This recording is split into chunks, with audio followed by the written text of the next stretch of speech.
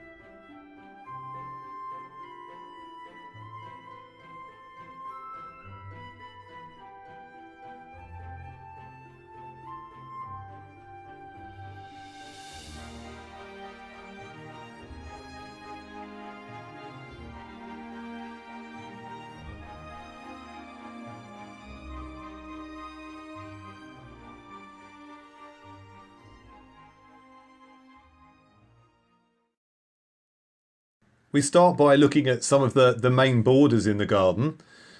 And we start here looking at the Alpine and climbing border. This is down near the back door.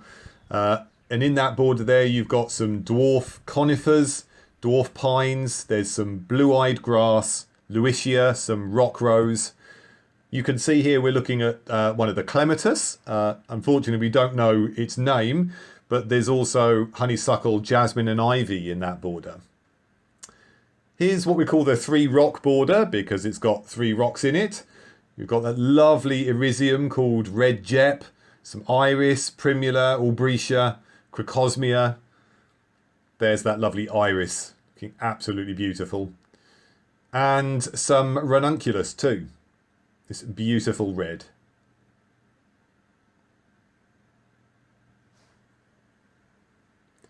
Here's the front border down near the house, purple and white, looking really good. You've got the shrub salvias, some lavender, all the bluebells looking amazing.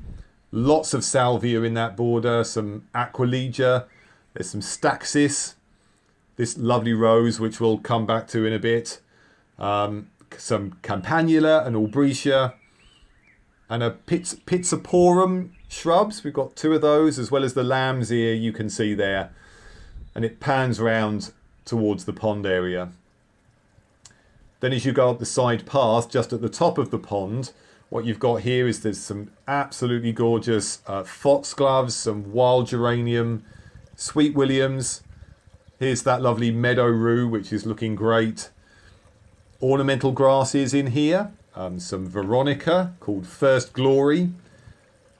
More Ranunculus and ajuga as well, called Rainbow. There's shuttlecock ferns as well. Here in the side path you can see the sweet peas are just starting to get going. Again, there's some more geranium in that border. Here's the peony at the bottom of the apple tree. It's just about ready to burst into flower now. You can see some of those blooms. Look at those getting ready to go.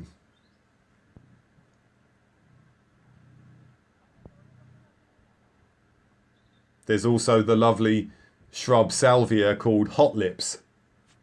Not yet flowering, but getting ready. Here's the woodland border towards the top of the garden. It's got some Solomon's seal you can see there with some hardy ferns, buddleia called White Profusion, Erysimum, catmint, regal ferns, some forget-me-nots, tulips, some hellebores, more bluebells and some lovely hostas. And then we move over to the top yellow border with the Liguleria dentata there, leopard plant with its huge leaves. More Erysimum, giant rudbeckia, goldenrod and shrub fuchsias.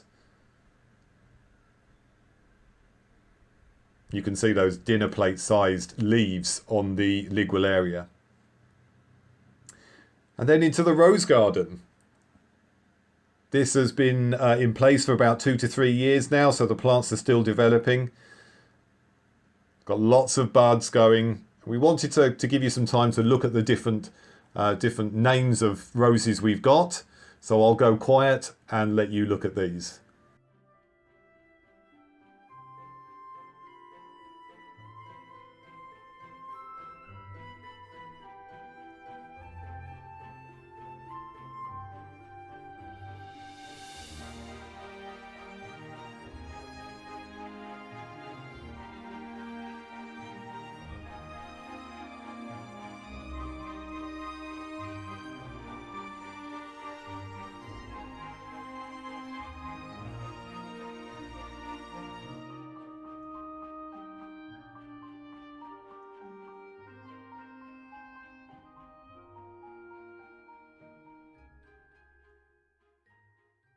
Here's one of our patio roses. It's called Sweet Magic. Last year it dropped all its leaves, all its flowers was just twigs. So we're very happy that it's back with us this year, looking really gorgeous. We also have climbing roses down against the house. This one is Phyllis Bide.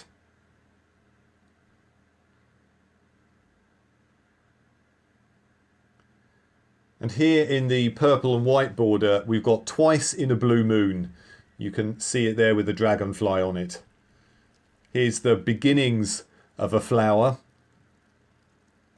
And it hasn't yet fully developed, so we'll show you a picture of what that can look like with its beautiful dusty purple colour.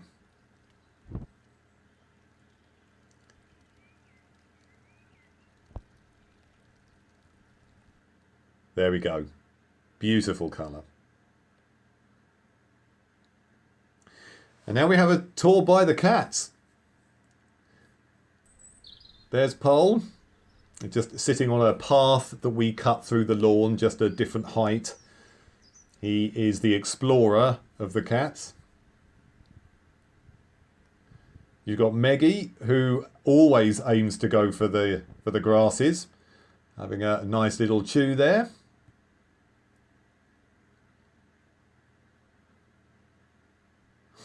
There's Pole on the bench looking super cute. And this is Louis. He is at the woodland border with that lovely catmint. He gets super high on that, rolling around and dribbling everywhere. There's Meggie again, she's up there at the catmint. And Paul just lounging around on a summer's day. What could be nicer?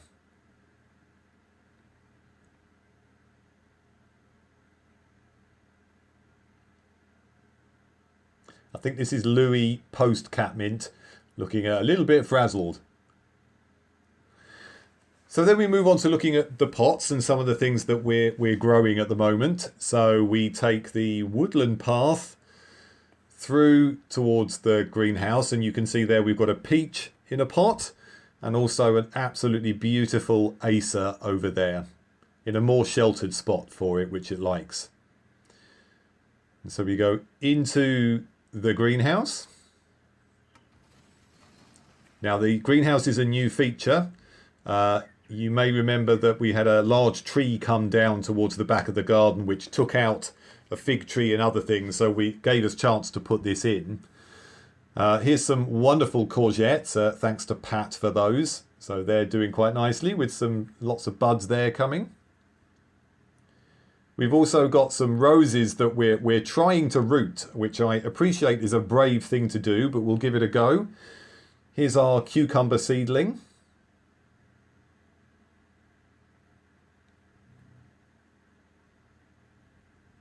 And then we've got an array of dahlias. It's going to be interesting finding places for all of them, but they are absolutely beautiful. So you've got a number of varieties. This one is Wine-Eyed Jill. Got strawberries and cream, cafe au lait, little tiger, and burlesca. They're just starting out. Now these are our tomato plants. These have been grown from seed, which came from Eastbourne, so they're from Adam's parents. Looking quite good, quite positive about them. In our cold frame, near the back door, we've got a lot of sunflowers.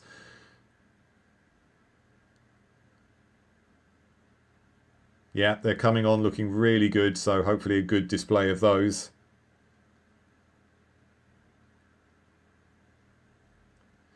We have a young Agapanthus. I think it's only a year old, so just starting out. Here is just a lovely calla lily called Odessa, which is a deep, rich, browny, purpley colour. And this lovely hosta, which is its pot, has got quite rough surface to stop the slugs from getting near it, so it seems very happy where it is. Lovely variegated leaves there. A little collection of rosemary, thyme and heather. Looking a little worse for wear, but we still get use from them. And just a few ornamental grasses in pots as well. And so we move into looking at the fruit cage. We discovered early on that with all the squirrels we had to put a cage around our fruit just to protect them. So we go into the cage. Here's our strawberries. These are a couple of years old now, these plants, but still going strong. You've got Symphony and El Santa. We've got raspberries here, which are staggered, so that we get different fruit at different times. They're still quite young, but they're doing really nicely this year. You can see lots of fruit on their way. This is our standard peach tree, which is in a pot. Lots of tiny little fruit there. We've also suffered a bit with leaf curl. We know it's because it's been a wet winter and we haven't been able to protect it, so we'll do more next year. Here's our blueberry bush, again with lots of flowers. Give it a little bit of ericaceous compost and it's very happy. As you walk past that cage, you've got a couple of cherry trees there. And we just walk through little stepping stone path through the woodland area back onto the lawn.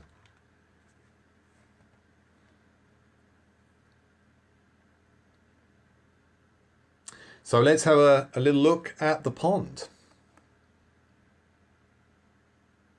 It's a beautiful sound having that running. We took quite some efforts to move the waterfall a little while ago, but it's worked nicely. Lots and lots of tadpoles this year. We think we've had something in the region of 20 frogs in the pond, and a whole load of what we think are gold-crested newts as well. So a very active pond this spring. You could just make out the newts in these pictures. Now, a bit of a broader picture. You can see there on the right hand side as we move in, you've got a lovely iris called Yellow Flag. We've, yeah, there we go. You can really see it there. We're really struggling with the green algae this year, but that's partly because when we were moving the waterfall, an awful lot of soil went into the bottom, so we know that needs clearing out in the autumn. We've also got some purple water mint, some Dutch rush, and cotton boggrass there that you can see as well. And there is a lovely white lily, which is very, very productive throughout the year.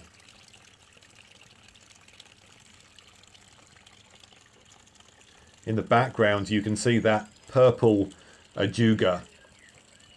There's a variegated variety and a standard variety. That lovely iris in the top left. Here's some goldfinches having a lovely bath there. And there's that flag iris again, looking stunning. And there's the cotton grass, bog grass it's called.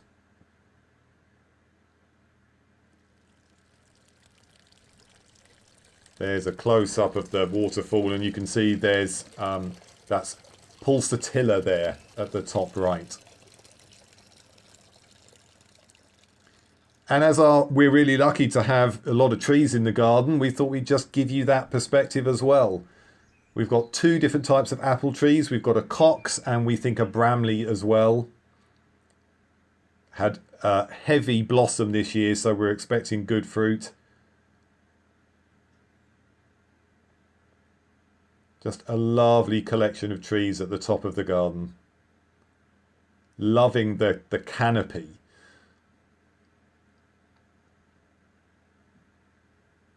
There's a pine sat at the back.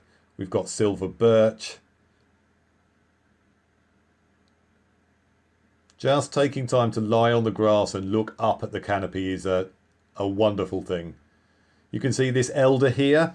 I know Adam's getting ready to collect the flowers to make some cordial from that.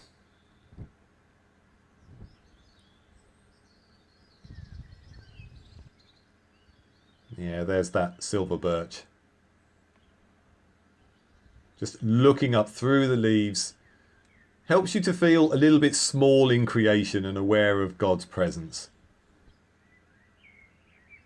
You can see here that we've hung some light bulbs from this tree that light up. They're solar powered, and so they look absolutely stunning at night.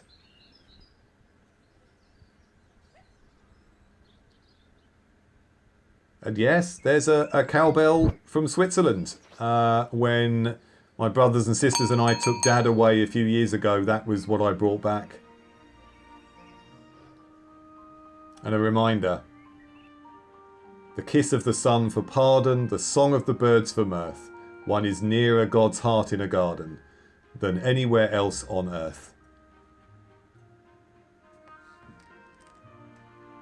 Well, I hope you've really appreciated this tour. We're also providing a list of all the plants that we think we can, just to give you an idea of what there is. Please be aware of God's presence with you in these difficult times, and we hope that this little light relief has just given you some space in your day to think about how important our gardens are to us. So I wish you every blessing, and see you again soon.